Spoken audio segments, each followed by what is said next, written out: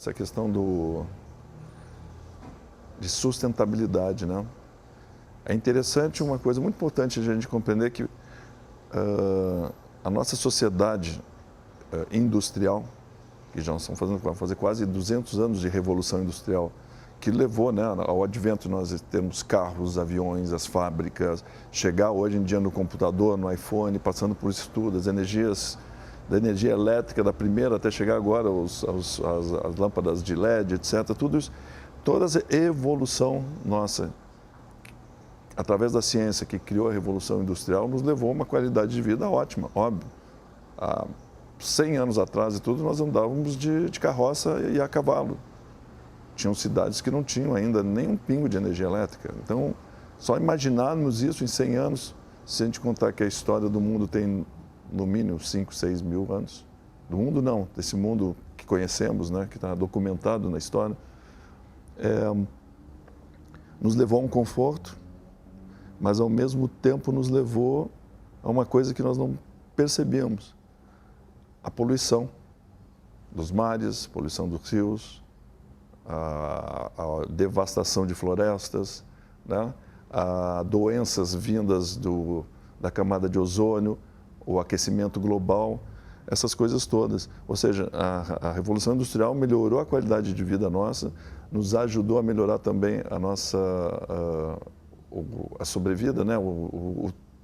Nós, até 100 anos atrás, era mais ou menos 50 anos. A média do idoso, né? A média de falecimento, né? Hoje, em 100 anos, a gente dobrou para 100 anos. É a mesma coisa que hoje pensar que daqui 100 anos nós vamos viver 200 anos de idade. Olha que coisa, né? A gente pensar essa diferença.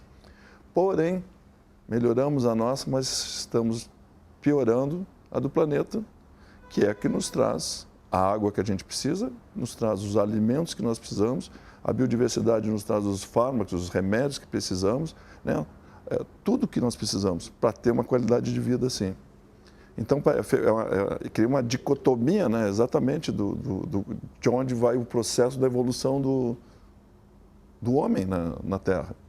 Quando a gente fala, né, da energia como vetor de desenvolvimento, ou seja, eu não posso ver uma fábrica, não posso ver nada que não opere sem consumir energia, do ponto de vista da sociedade também é a mesma coisa, ou seja, não se imagina a qualidade de vida sem, né, sem um consumo de energia, sem uma ideia de ter um consumo de energia mais sustentável. O que é uma vida de qualidade? Quando nós estamos falando em qualidade de vida, do que nós essencialmente estamos falando? Nós estamos falando de ter acesso a ar puro, água límpida, alimento saudável, nutritivo e diversificado, uma rede social e familiar que nos acolha, uma atividade que nos dignifique como ser humano. E, infelizmente, nos tempos atuais, como civilização, nós temos rumado para o lado contrário a isso.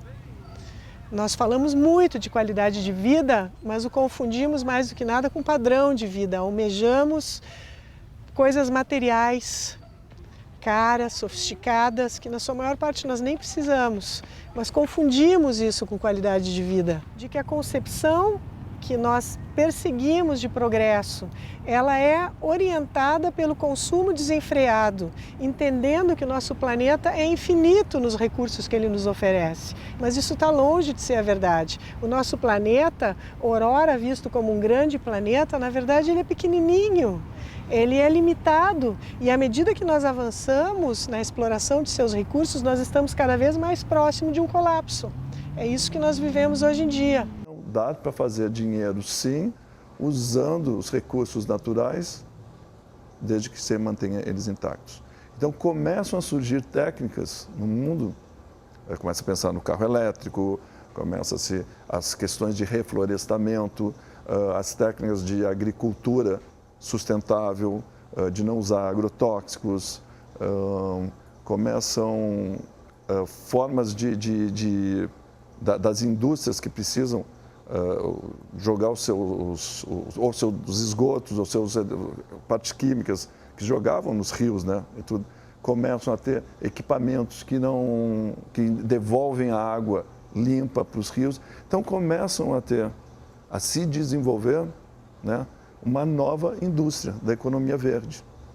Que ninguém sobrevive hoje, ninguém consegue trabalhar e produzir sem, né, ter alguma forma de consumo de energia, então ele passa a ter um papel muito relevante, né, em todo o processo de produção, de prestação de serviço, de qualidade de vida que a gente possa imaginar. A energia, ela, até em função do que aconteceu nos últimos anos, em termos de aumento de preços, de custos, enfim, ela é muito importante. Então, pensar numa forma de consumo racional é muito importante. Não só do ponto de vista econômico, né, para cada empresa, ou para cada pessoa, para cada consumidor, mas também do ponto de vista do planeta, vamos dizer assim, porque a produção de energia consome recursos naturais, sejam eles quais forem, né? Toda a produção de energia, ela de uma certa forma, ela produz impactos ambientais. Por mais limpa que seja a fonte, né, ela sempre vai produzir algum tipo de impacto. Hoje está se vivendo, vamos dizer assim, no setor elétrico uma grande revolução, uma grande transformação. A gente está, vamos dizer assim, vendo no mundo inteiro um desenvolvimento tecnológico muito grande na forma de novos equipamentos, digitalização, inteligência artificial, ou seja, uma série de coisas que estão agregando muitas coisas diferentes ao setor elétrico e a forma como a gente, não só como a gente usa energia, mas também como a gente produz energia e transmite a energia através, né, das redes de transmissão e das empresas de distribuição e tudo mais. Essa revolução tecnológica, ela permitiu, por exemplo, a questão das redes inteligentes, a vinda, por exemplo, de equipamentos para geração eólica, para geração solar, questão de baterias agora também, que a gente chama de storage, né, são coisas muito novas que estão acontecendo. Se permite hoje em dia que o próprio consumidor ele produza a sua própria energia na sua casa, através do uso de painéis solares, né, na sua casa ou na sua indústria, por exemplo.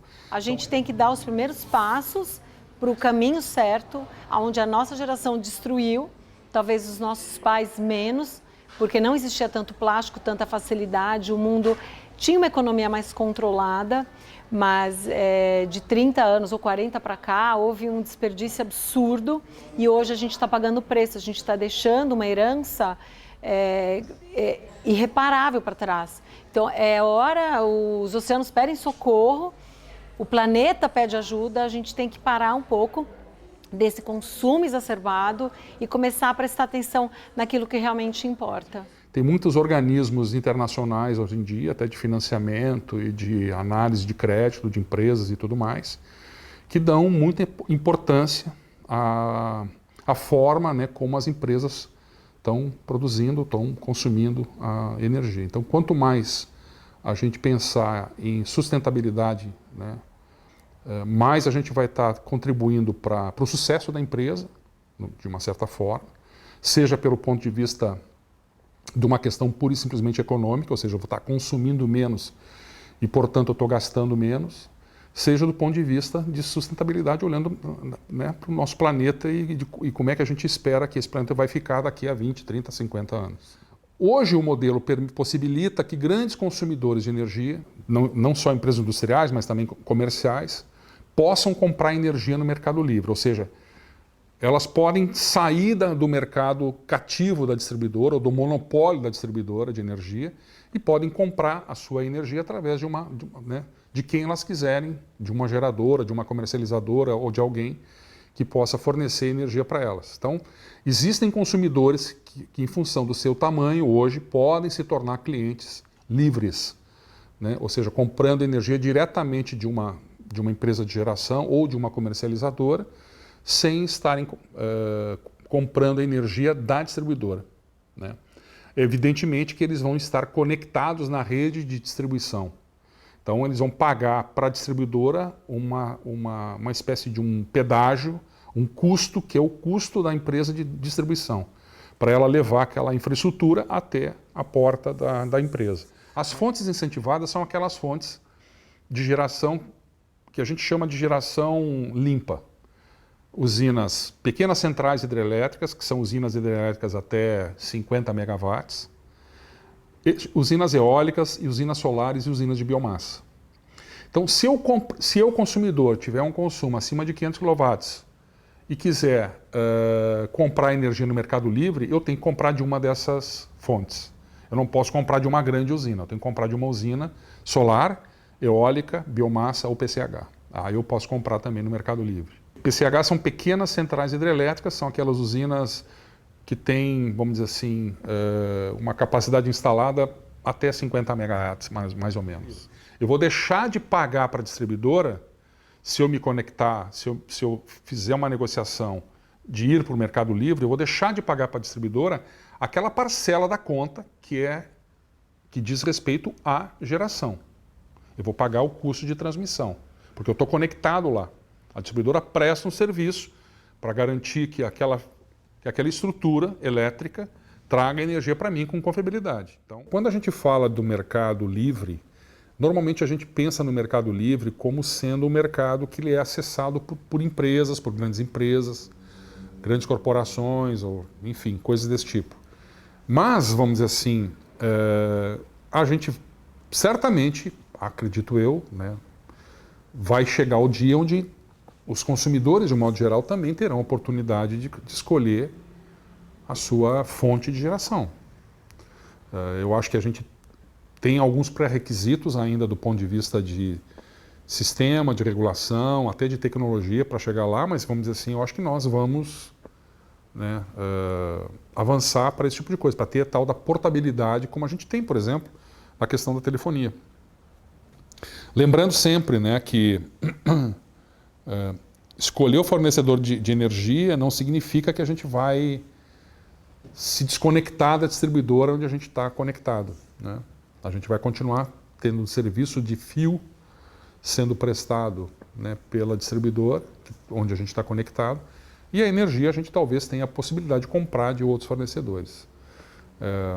Isso é um mercado que eu acredito que vai acontecer, eu não sei em que horizonte isso vai acontecer, mas eu acho que talvez entre os próximos 5, 10 anos a gente tenha evoluções importantes aí nesse sentido.